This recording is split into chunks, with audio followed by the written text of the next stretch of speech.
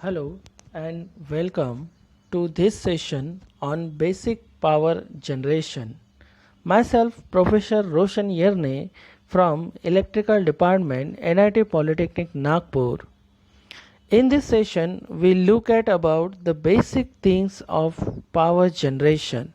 Now we start the video with the first see the learning outcomes.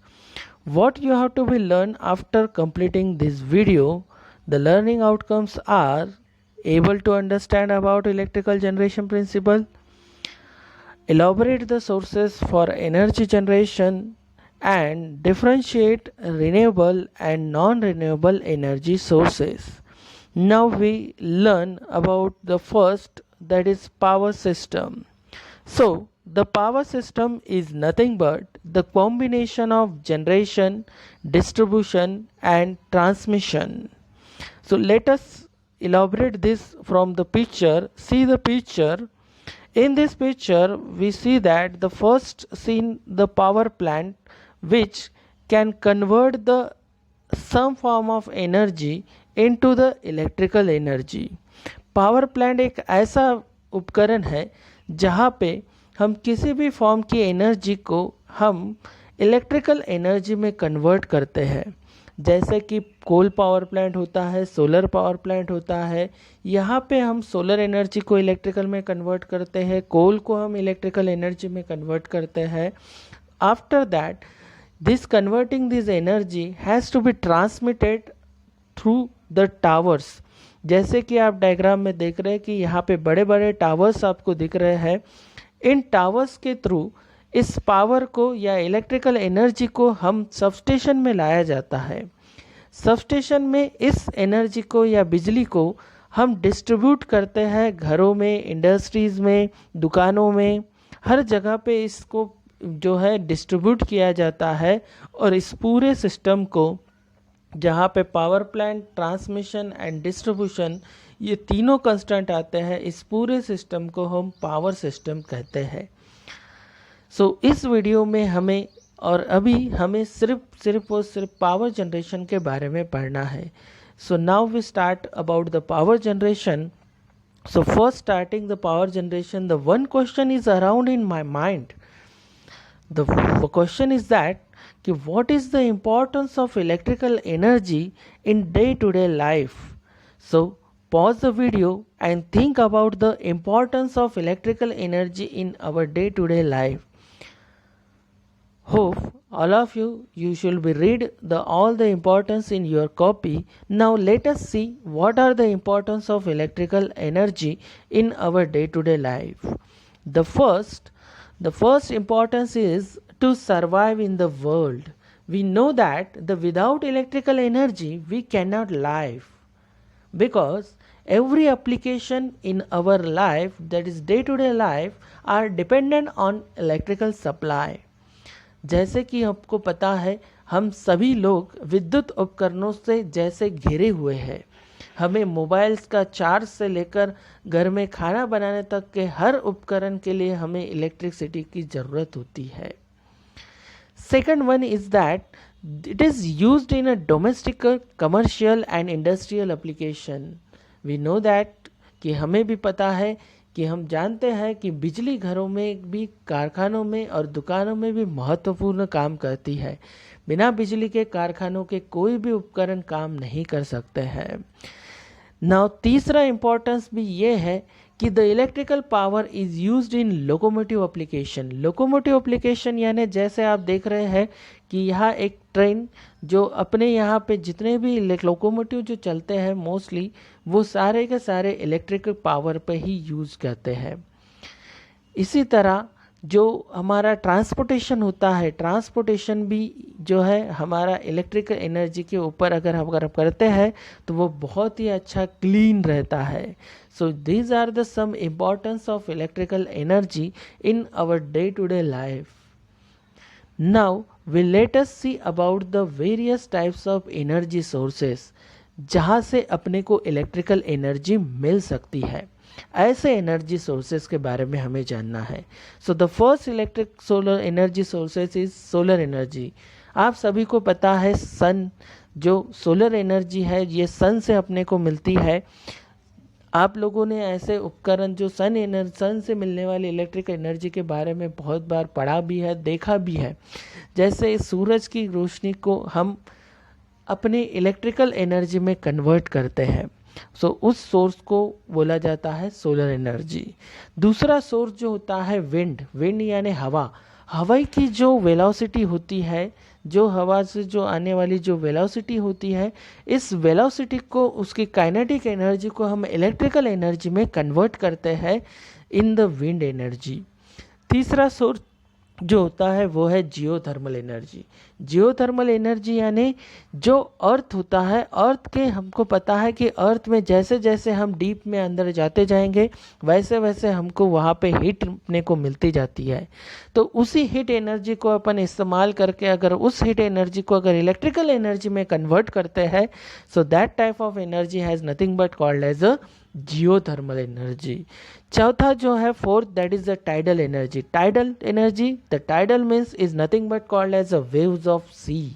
जो समुंदर की लहरें होती है, इन समुंदर की लहरें को हम टाइडल कहते हैं।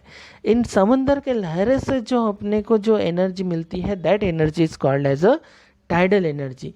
अब इस टाइडल एनर्जी का भी इस्तेमाल हम इलेक्ट्रिकल एनर्जी में कन्वर्जन करने के लिए यूज कर सकते हैं। जैसे समुंदर की लहरों में एक काइनेटिक एनर्जी होती है, उस काइनेटिक एनर्जी से हम टरबाइन को घुमा सकते हैं और टरबाइन के थ्रू हम इलेक्ट्रिकल एनर्जी में कन्वर्ट कर सकते हैं। वैसे ही सेम फिफ्थ नंबर के एनर्जी है hydro energy. Hydro means is nothing but called as a water. एक अगर ऊंचाई में अगर अपन ने वाटर को स्टोर करके रखे हैं और वाटर को स्टोर किए हुए उस वाटर को जब आप रिलीज करते हैं, रिलीज करके जब वो किसी टरबाइन के ऊपर जब वो गिरता है तो उसके अंदर बहुत सारी काइनेटिक एनर्जी आ जाती है और उस काइनेटिक एनर्जी के थ्रू अपन उस टरबाइन को घुमा के वहाँ पे बहुत सारी इलेक्ट्रिकल एनर्जी प्रोड्यूस कर सकते हैं।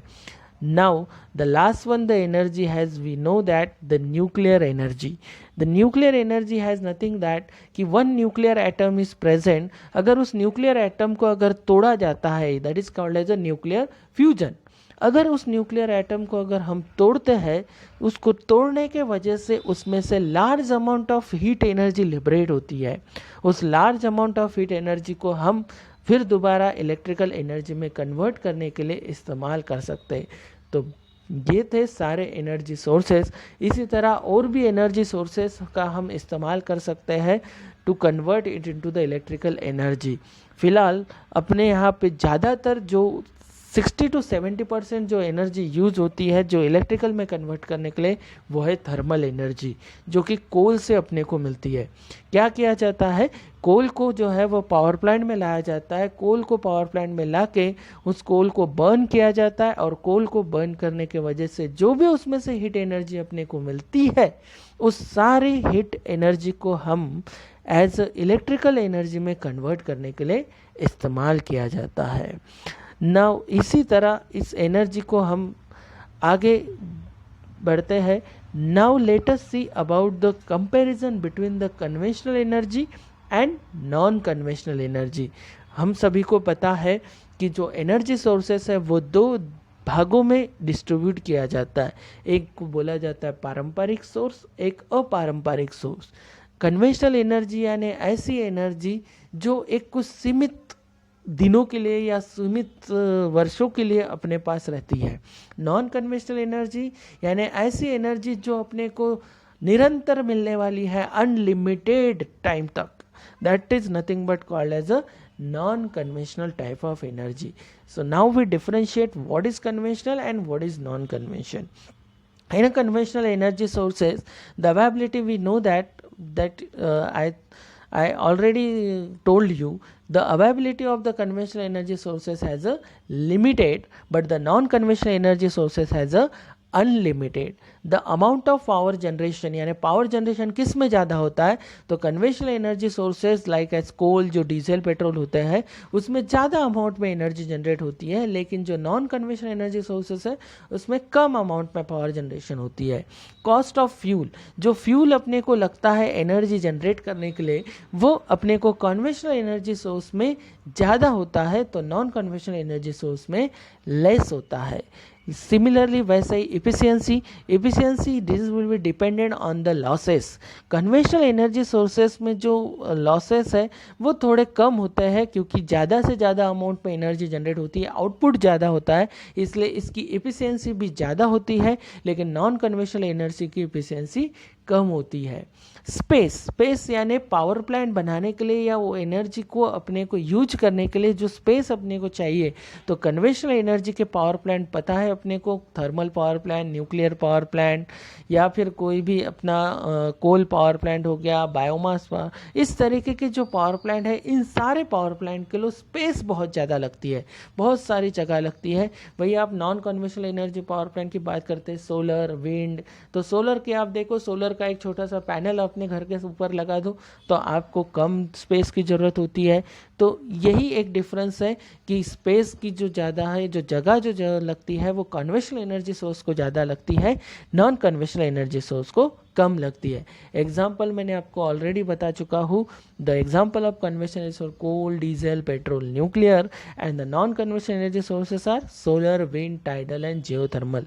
कन्वेंशनल एनर्जी सोर्स को ही बोला जाता है non renewable energy sources, non conventional energy sources को ही बोला जाता है रिन्यूएबल एनर्जी सोर्सेस, यानी जिनको हम बार बार इस्तेमाल कर सकते हैं.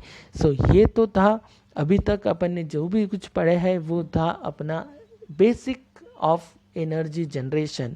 Now in the next video we learn about the first power plant, that is the thermal power plant. Thank you very much for listening the video.